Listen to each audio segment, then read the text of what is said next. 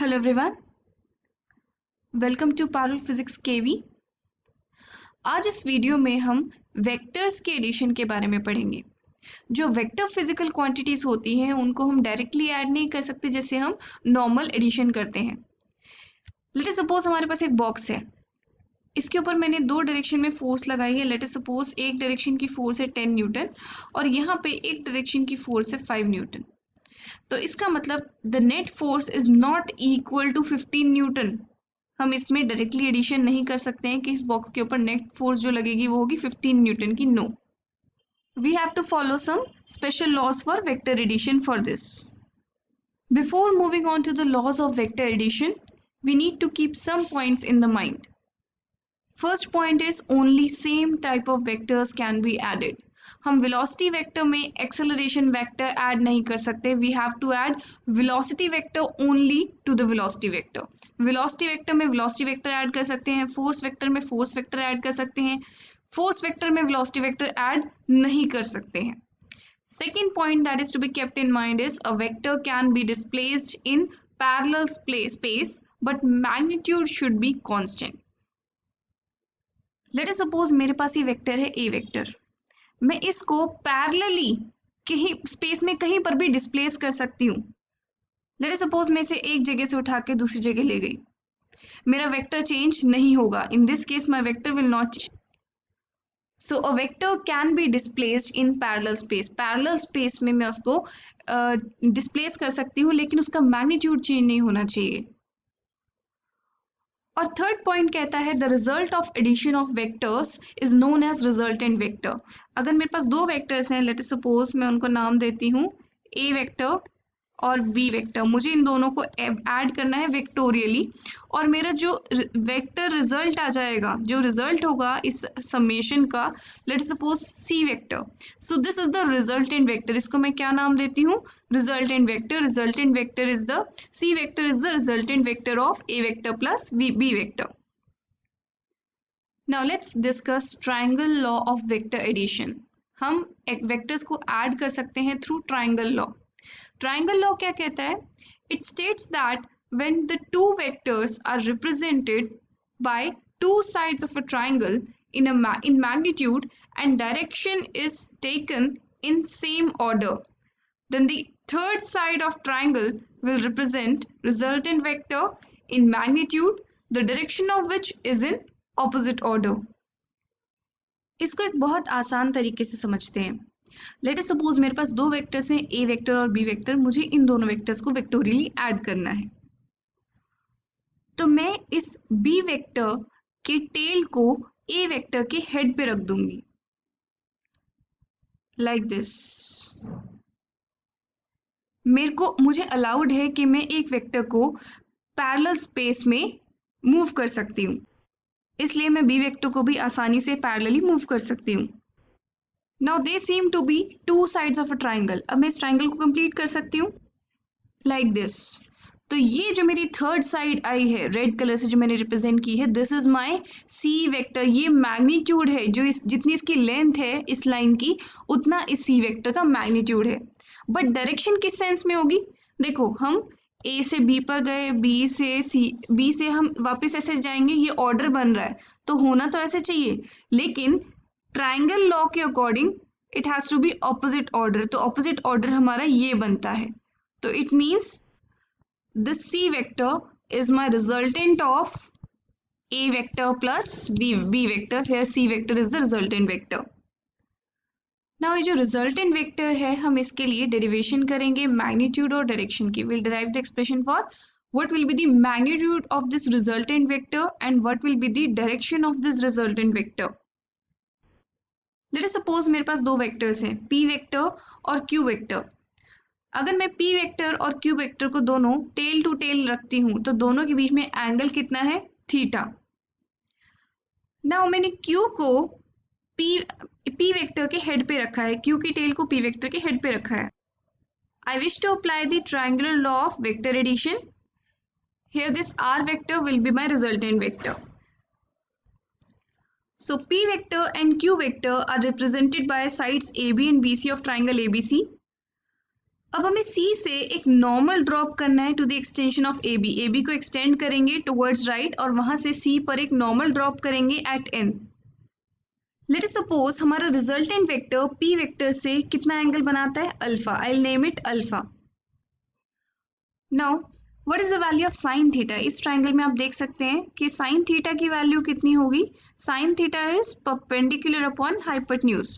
Perpendicular is CN and hypotenuse is BC.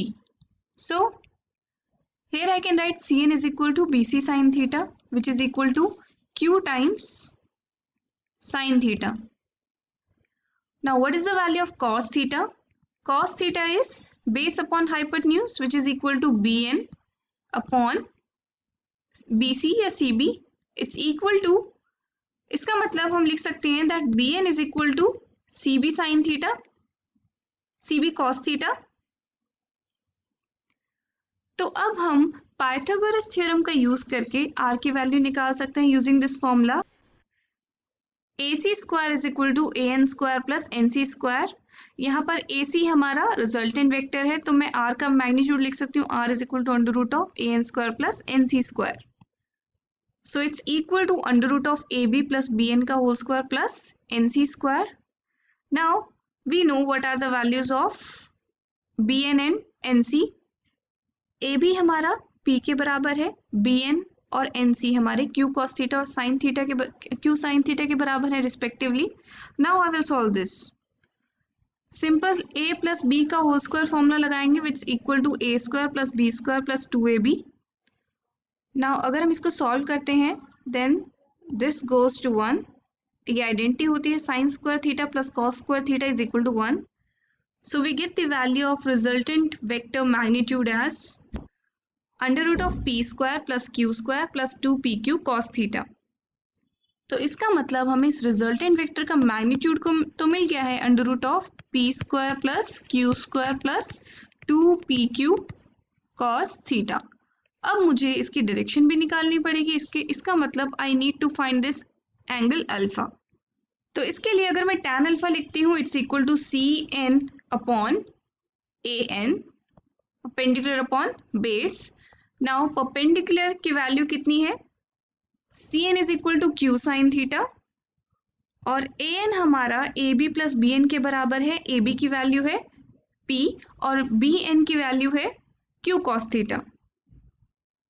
So here is the value of tan alpha. It means alpha is equal to tan inverse Q sin theta divided by P plus Q cos theta.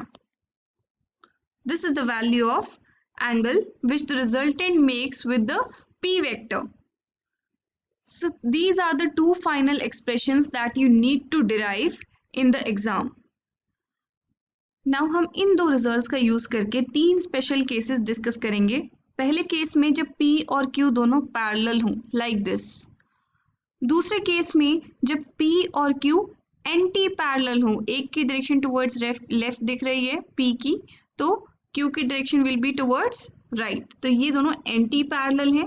और यहाँ पर third case होगा when P is perpendicular to Q, जब दोनों vectors एक दूसरे के perpendicular हों। तो पहला केस डिस्कस करते हैं when P vector and Q vector are parallel.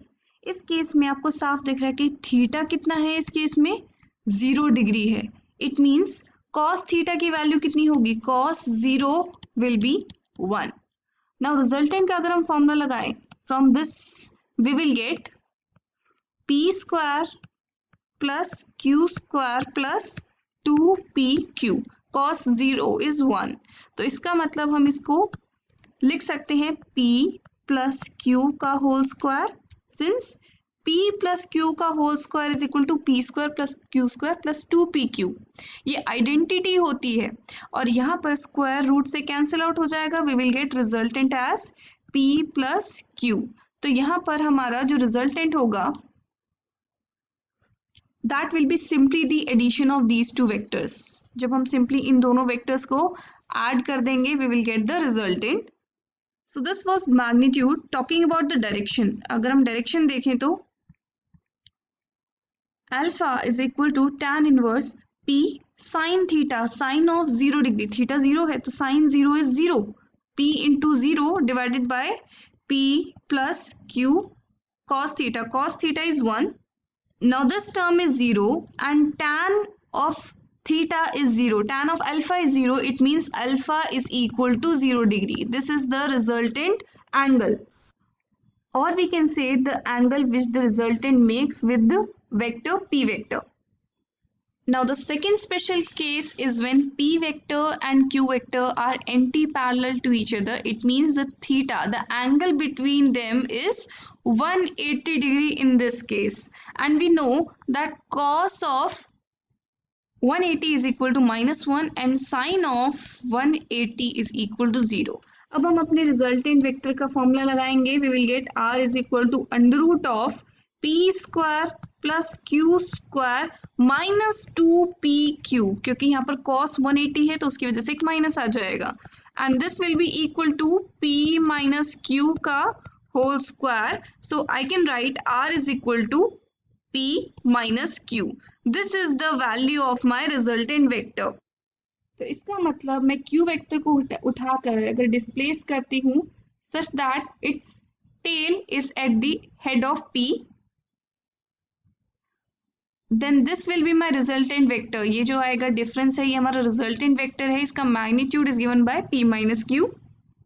और अगर रिजल्टेंट वेक्टर की डायरेक्शन निकालनी है देन सिंपल अपने इस फॉर्मूले में रखेंगे. साइन थीटा की वैल्यू हमारी अगेन 0 हो गई और नीचे डिनोमिनेटर में p माइनस q. अब ये 0 है तो इसका मतलब अल्फा की वैल्यू भी क्या आ गई है हमारे पास 0 degree. So this is the direction of resultant vector with respect to p vector. Now the third case when p vector and q vector are perpendicular to each other. In this case we can clearly see that theta is equal to 90 degrees. So cos theta will be 0 and sin theta will be 1. Now there is one error over here. It's q sin theta. यहाँ पर हमने q sin theta derive किया था, not p sin theta, as you can see over here. But first two special cases remain unaffected क्योंकि यहाँ पर anything multiplied with 0 is 0. तो यहाँ पर हमारा first two cases का result में कोई change नहीं होगा. So here the value of resultant vector, जो resultant vector आएगा उसकी value magnitude will be given by under root of p square plus q square and alpha will be given by tan inverse of q sin theta divided by p plus q cos theta.